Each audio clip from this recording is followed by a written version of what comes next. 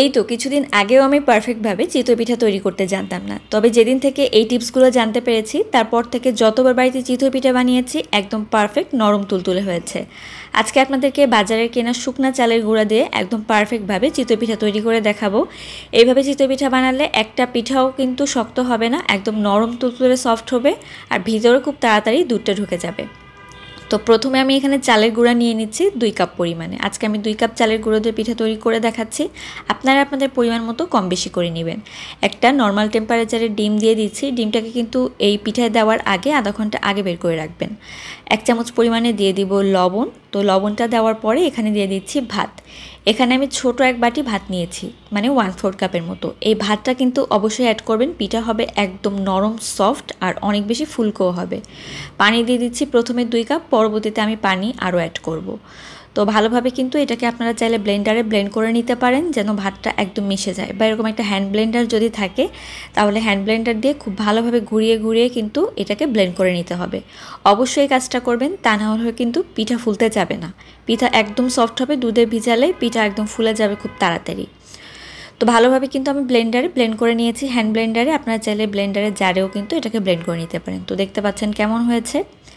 এখন আমি এখানে একটা মাটির খোলার ভিতরে পিঠাগুলোকে তৈরি করে নিচ্ছি। আপনারা যে কোনো ধরনের খোলার ভিতরে পিঠাটা তৈরি করে নিতে পারেন, তবে মাটির খোলায় কিন্তু পিঠা বেশি ভালো হয়।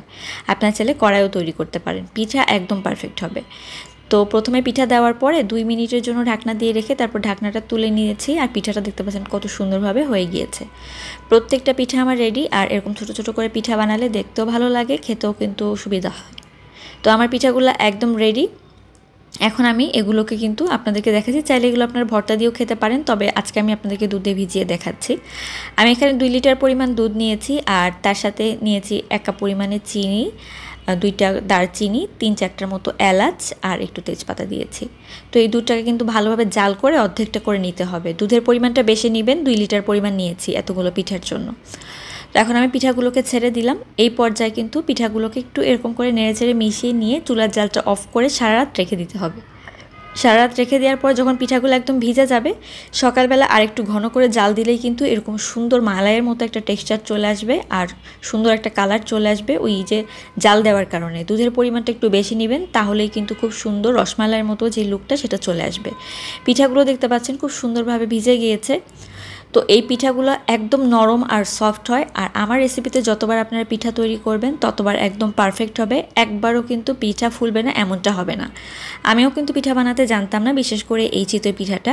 তবে এই টিপসটা যেদিন জানতে পেরেছি তারপর থেকে যতবার পিঠা বানিয়েছি একদম পারফেক্ট হয়েছে পিঠা। আর পিঠাটা সবসময় চেষ্টা করবেন রাতে বানিয়ে ভিজিয়ে রেখে সকালে খাওয়ার, এতে করে পিঠাটা একদম পারফেক্টভাবে ভিজা যায়। তাড়াহুড়ো করে যদি পিঠা বানিয়ে খেতে চান সেক্ষেত্রে পিঠা কিন্তু সহজে ভিজতে যাবে না।